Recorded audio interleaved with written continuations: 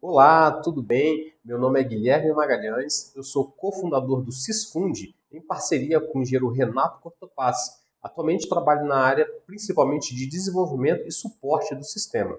Para quem não conhece, o Sisfund é um sistema para fundações profundas em estacas que realiza todas as verificações geotécnicas e estruturais, levando-se em conta, além da carga vertical, os momentos e as cargas horizontais. Então, nós vamos fazer um exemplo completo mostrando todas as etapas de um projeto real feito no sistema. Só fazendo uma descrição aqui do que a gente vai fazer nesse projeto, seriam as etapas, né, que a gente segue no sistema. Basicamente, a primeira coisa que a gente deve fazer no sistema é introduzir os dados do SPT, para a gente poder ou fazer a obtenção das resistências geotécnicas a partir dos diâmetros selecionados. Então, nós vamos fazer tudo isso, né, com a demonstração, mas eu estou fazendo só uma breve descrição para vocês. Então, depois que a gente coloca o SPT, nós vamos definir os diâmetros, né, que nós vamos usar, as profundidades, fazer o levantamento dessas cargas, fazer algumas configurações, né, de redução da resistência de ponta, de algumas configurações no sistema, e aí depois vamos gerar o estaqueamento inicial, que seria estaqueamento levando-se em conta apenas as cargas verticais. Só que o sistema faz isso de uma forma muito eficiente, porque ele já acha o estaqueamento mais econômico. Então, depois dessa etapa, nós vamos rodar, né, o estaqueamento e aí encontrar, né, os erros, né, para poder fazer as correções. E os momentos vão causar variações, né, nas reações das estacas, e nós vamos achar, né, quais são as reações nas estacas, carga de trabalho, e também vamos verificar a questão dos deslocamentos horizontais máximos, né? E, claro, as questões estruturais, né? Taxa de armadura e tudo. E nós, basicamente, isso que a gente vai fazer nesse tutorial aqui para frente. Então, vamos começar? Essa é a tela inicial do Sisfund. Como eu havia falado, a primeira coisa que a gente faz é entrar com os dados do SPT. Nessa versão 26, nós fizemos com que não seja mais obrigatório a inserção dos dados até a cota 50 metros. Eu vou até fazer esse projeto aqui sem levar na cota 50 metros, para a gente ver. Então a gente coloca aqui, vamos colocar aqui no modo manual para inserção dos dados, e nós entraremos, né, com o tipo de solo e o SPT. Então, nós colocamos 5 furos de sondagem. O sistema faz aqui o tratamento estatístico, né, com desvio padrão e considera apenas os valores que estão dentro do intervalo de confiança. Então, depois de colocar o SPT, nós vamos para a análise isolada, para a gente fazer as configurações aqui. Nós vamos colocar o tipo de estaca. Nesse projeto, vamos adotar hélice contínua. Então, colocamos hélice contínua e nós vamos acionar um comando de restaurar configurações.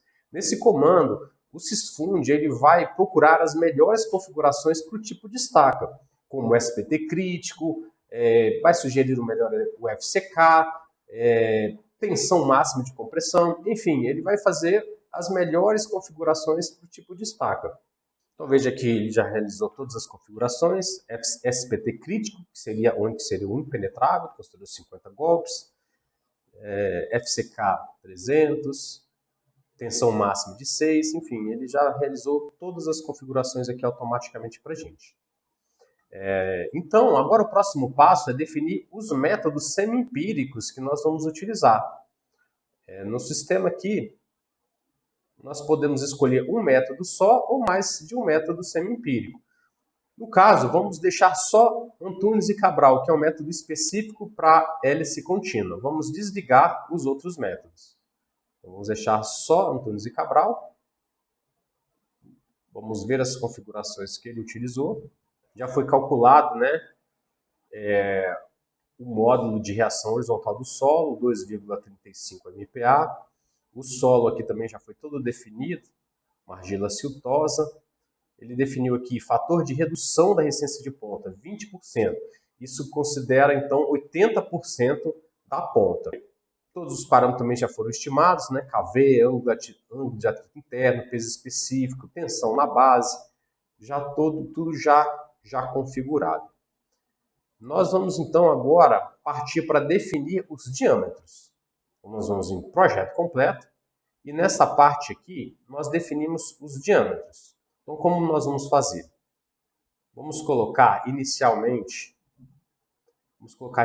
no modo manual para a inserção de dados ficar mais rápido. 40, 50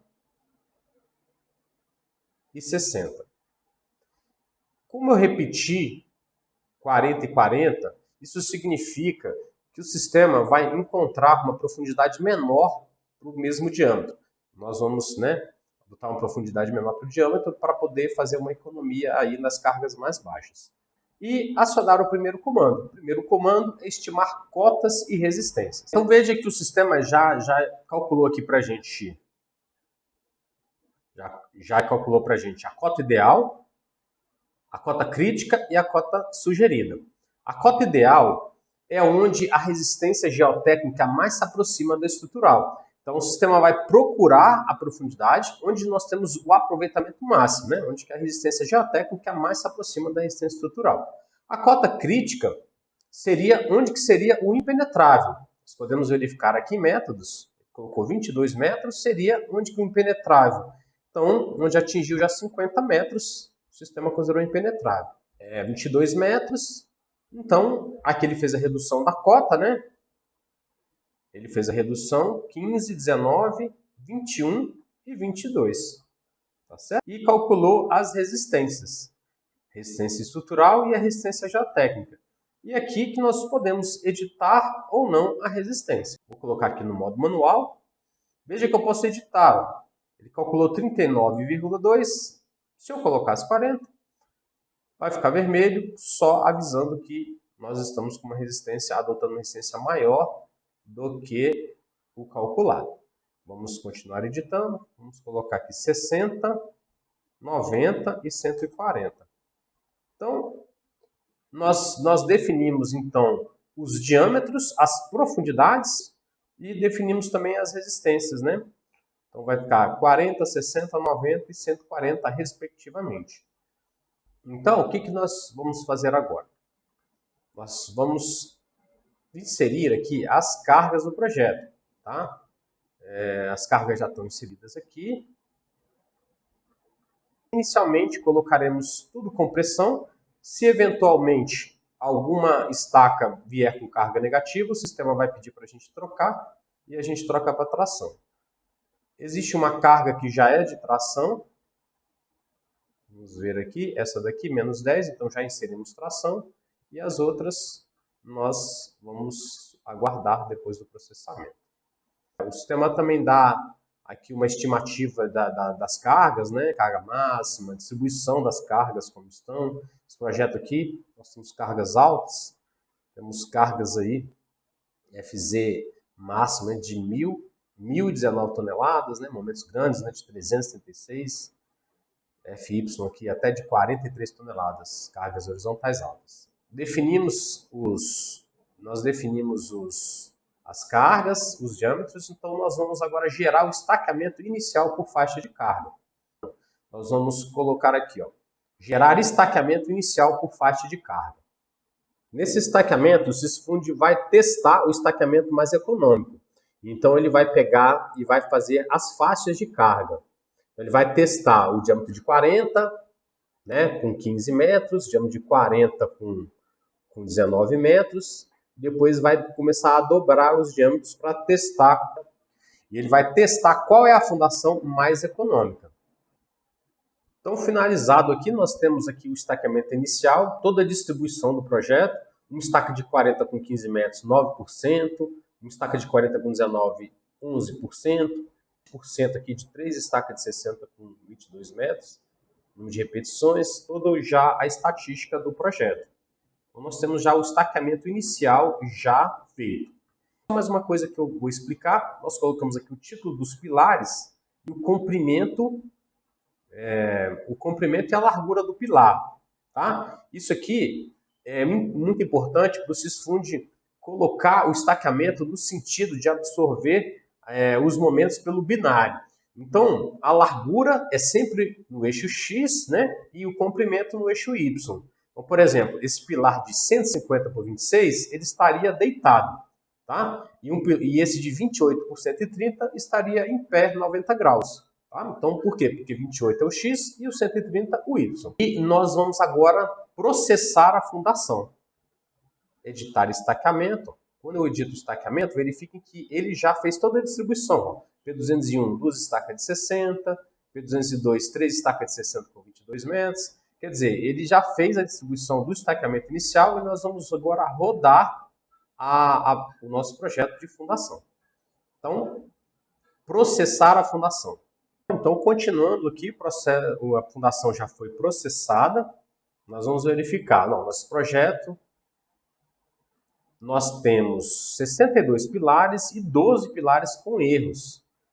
Então, nós vamos verificar quais tipos de erro deram aqui no projeto. Então, clicamos aqui, verificações. Verificamos, P209, nós temos deslocamento horizontal máximo e taxa de armadura longitudinal também excedida.